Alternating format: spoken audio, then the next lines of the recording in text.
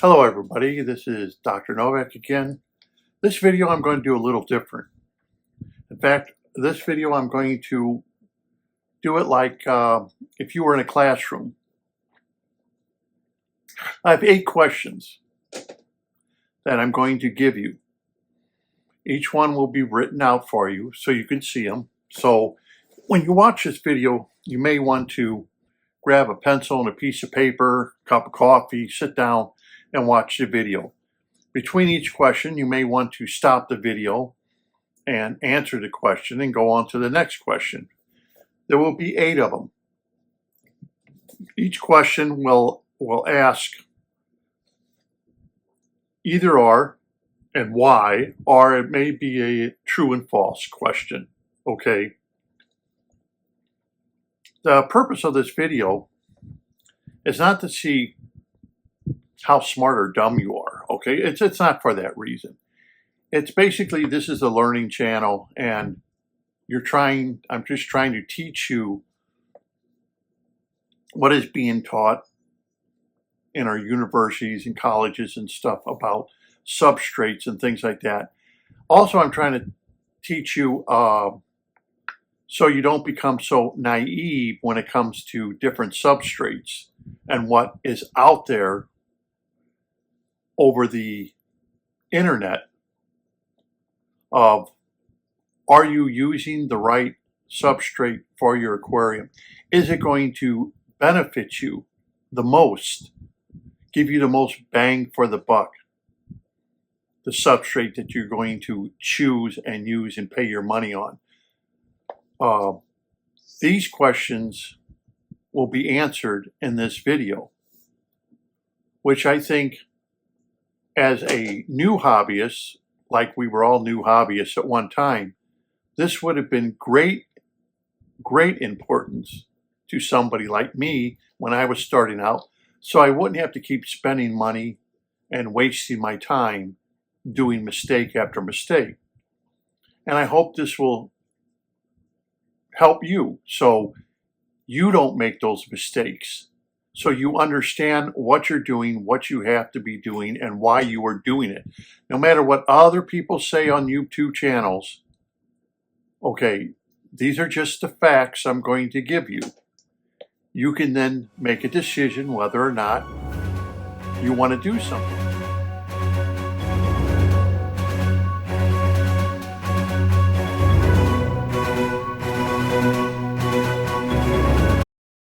Okay, let's get into this video. Hope you have your pen and paper ready. And we'll go with question number 1.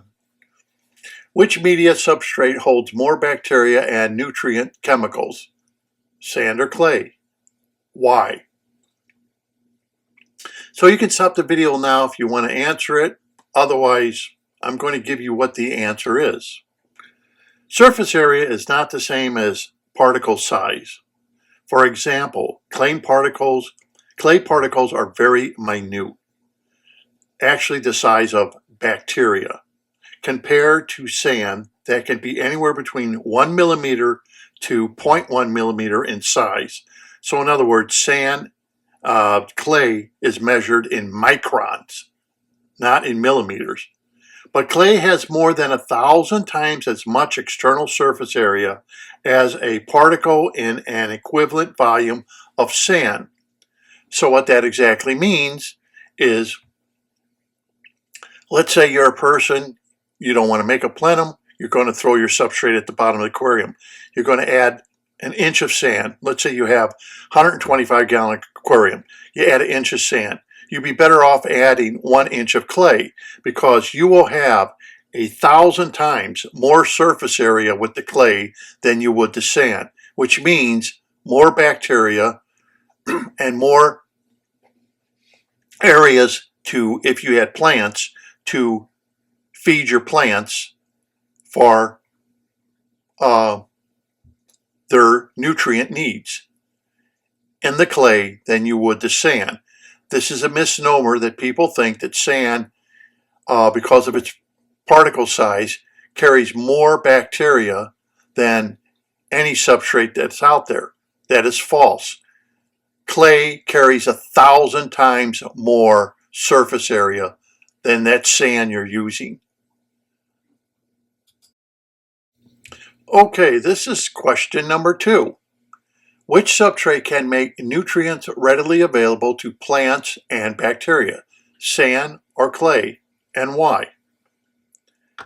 Okay, you can stop the video here if you want to try to answer the question, and now I will give you what the answer is. The negativity electrostatic charge of clay causes nutrients to cling to the clay.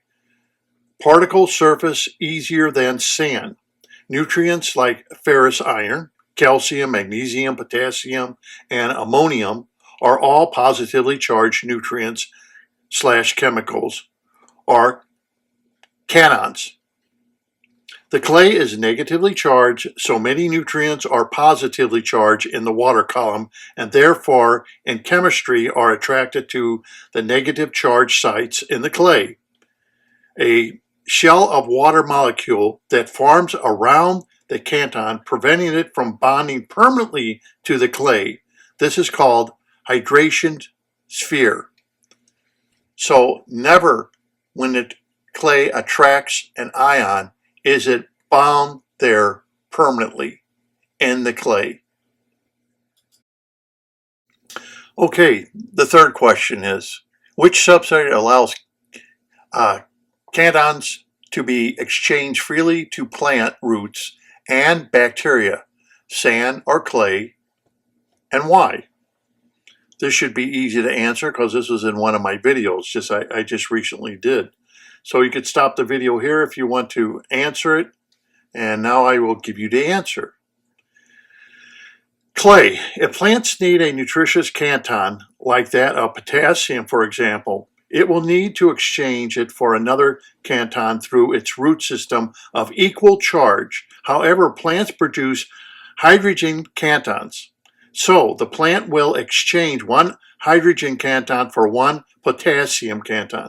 However, if a nutrient like ferrous iron with a positive charge of 2, then 2 positively charged hydrogen cations are exchanged instead of 1. And so far, if you have cations, I'll go into that. Cations with higher positive charges, like that of ferric iron, are harder for the exchange of cations because the higher positive charge and larger size of the large cation with a positive charge will be held on so much tighter than those cations that have a lower electrical charge. That's why people will say that ferric iron is not as good as iron that only has 2 electric charge, which would be ferrous iron. That's why a lot of your irons are ferrous iron and not ferric iron. So this is something to think about, is the exchange of cations that are being exchanged with your substrate, how easy it is, and it gets a little harder as the exchange with charges, as the positive charges start increasing. Now remember that, because on some of these questions you're going to have to remember what I just told you. Okay, question number 4. Are anions like that of nitrates are more easily attracted to sand, aqua soils, dirt, or clay, and why? So you can stop the video here if you want to answer it, and I will be giving you the answer. Nitrates are not attracted to any of the above easily. They are usually leached out into solution because they have a negative charge. Therefore, they must be brought into the substrate through a current-carrying water flow. Whether the water flow is through convectional means, percolation, diffusion of ions, or through mechanical means. So that is the answer to that question. And mechanical means would be like that of a plenum, where it's mechanically exchanging water, so the nutrients that are in the aquarium, the water body, can come into the substrate. Question number 5. The electronegativity of sand is extremely high. True or false? You can stop the video now if you want to answer the question. Otherwise, I will give you the answer. The answer is false. Sand, volcanic rock, vermiculite is very poor in electronegativity. Therefore, it has a very low CEC, otherwise known as Canton exchange capacity, like that of soil or clay, like that of kitty litter has.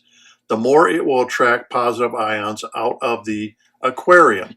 So in other words, the kitty litter is negatively charged and it will attract all the positive ions out of the aquarium water, where sand is absolutely almost useless for attracting any of the positive charge ions in the aquarium water.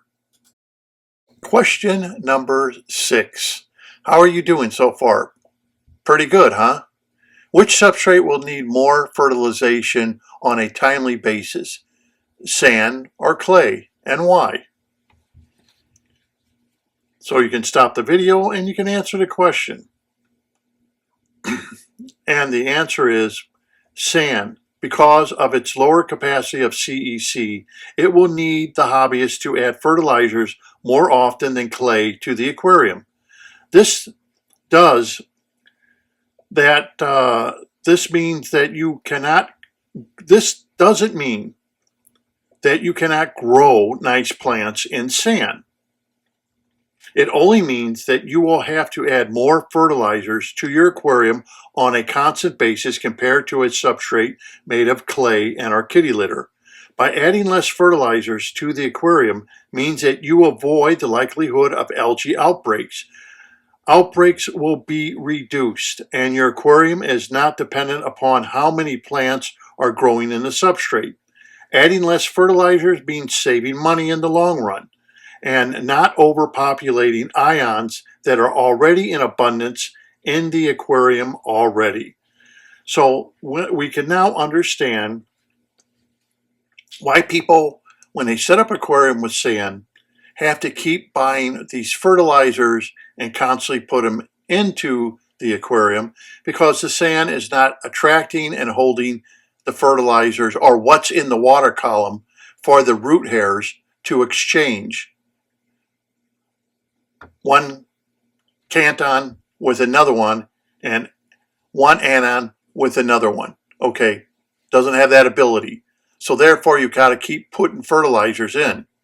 Like I said with my 90-gallon aquarium, the only thing I ever add is iron. I don't add anything else to the aquarium. Okay, question number 7. Absorption is the adhesion of particles on a surface, which means that they will hang on to a surface without really entering it. So, which substrate is better at absorption of chemicals and ions attracted to its surface, sand or clay, and why? So you can stop the video here if you want to answer the question. If not, then I will give you the answer. Clay, of course. Hydration spheres surround the outer sphere complexity and not in the inner sphere of ones.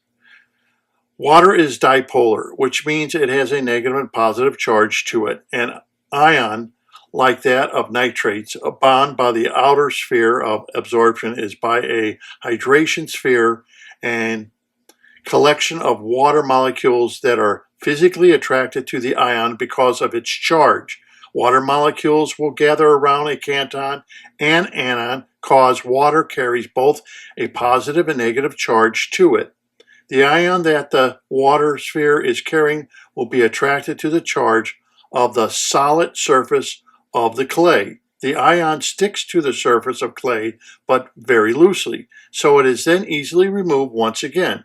This is called ion exchange, which is what clay facilitates more in the fissorption than sand does.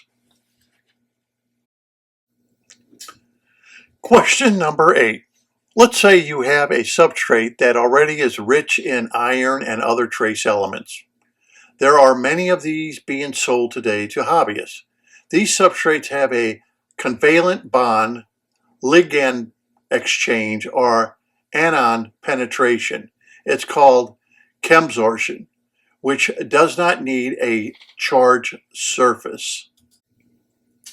So the question is it easier to take through adsorption the ion that is needed from one of these substrates, or is it easier to take through absorption an ion from kitty litter like iron that has been added to the aquarium and has been attracted to the clay because of its electrical charge? Now, this is a very good question, because we have a lot of substrates out there that I won't mention any names that make the claim that, oh, it already has trace elements in it like magnesium, manganese, iron, and are these substance ions readily available to the plants and bacteria? Don't forget, and bacteria. Are they that readily available to the plants and bacteria? So this is a tricky one, and you're going to have to think a little bit about this one. Anyhow, you can stop the video here, and then I'll give you the answer. Clay uses what is called fissorption, which means the ion must be added to it. The ion is very easy to remove through the exchange of one ion with another ion. For example, it's like dipping an ice cream cone in chocolate, and then the chocolate becomes hardened from the cold ice cream. The chocolate can easily be removed by just cracking it off the ice cream cone. So it's very easy. However, the other substrates use what is called chemsorption, which is fusion bond, or let's say iron to the substrate. I will give you an example of this. It's like adding yeast, flour, water, eggs, olive oil, and butter to a recipe to make bread. Once the bread has been baked, you cannot easily separate the ingredients from the main source. So now all the ingredients are locked away, much like that of the substrates, where the ions are locked away in the substrate itself. Something to be cautious of. However, the clay lets the ions be exchanged very easily because they were not placed into the clay through a fusion bond. They were placed on the clay through fissorption. Though absorption, the physical process of removing ion, is very easily done, since this process is never ending with clay, it does it because physical exhaustion of its ions and always makes them readily available to the plant root hairs and bacteria. So clay never physically becomes exhausted. Now, this would be, for example, aqua soils. People complain that I bought an aqua soil 8-pound bag for $35, right? And within a year or two, the soil doesn't perform as it did when it was brand new. Well, that's because the fusion bond of that, what you have bought of the aqua soil. Now, it's the same thing as sand. Same thing as a lot of what we use. These substrates that they sell for you, maybe volcanic rocks or anything else, are fusion bond with all these ions to it, such as iron, magnesium, manganese, you name it, it's all bond to that substrate. So when a plant root hair or bacteria need to utilize that iron or one of the ions that the manufacturer claims is inside of it, it can't. Because remember, it's been bonded inside of that substrate. so it can't easily use it. It's a good ploy to sell you a substrate though, isn't it? Unless that substrate can physically start breaking down and releasing those nutrients that have been bonded to it, you only have an outside surface of adsorption that can take place, and once that is exhausted, the substrate itself becomes exhausted. That's why I've made the claim that you could use kitty litter for like 30 years straight, and it keeps working because of the fact of how kitty litter reacts different than these other substrates that have no electrical charge or very little electrical charge to them, where the kitty litter does have an electric charge that keeps attracting the ions to it, and these ions keep getting exchanged for other ions. So this is something that is really never told to the hobbyists by people that sell substrates. And this now explains the reason why these substrates over time become depleted of their ions, because it's only on the surface, and the plant root hairs and bacteria cannot utilize what's internally, so it's pretty useless to the hobbyists. So you're paying all this extra money for what? That's a question you'll have to ask. Is it worth the extra money to spend on these substrates that eventually will, well, like I said, peter out on you over time, because the ions cannot get attracted inside of them and be utilized by bacteria and by the root hairs. Okay? So anyhow, that is it for this particular video. I know it's a little different than other videos out there. I probably could have done this with all kinds of pictures and graphs and everything else, but like I said, this is more of a learning channel, more than other channels are, trying to give you what is known so you can spend your money wisely or set up your aquarium wisely. So we have learned a lot of facts in this video that should be able to help you make an astute decision on what you want to do. Remember, a lot of people advocate sand, but sand is not as efficient as kitty litter that has 1,000 times more of the surface area than sand does. It's up to you. You can do whatever you want.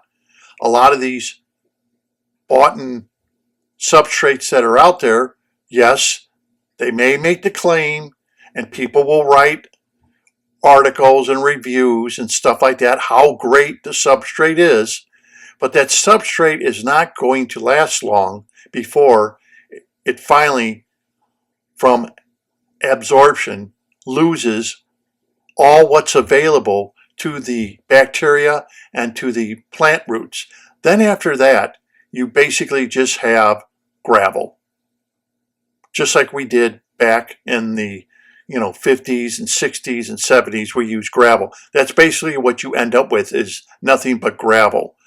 I think I've told hobbyists who I've talked to, and I explained to them, yeah, I used the fluval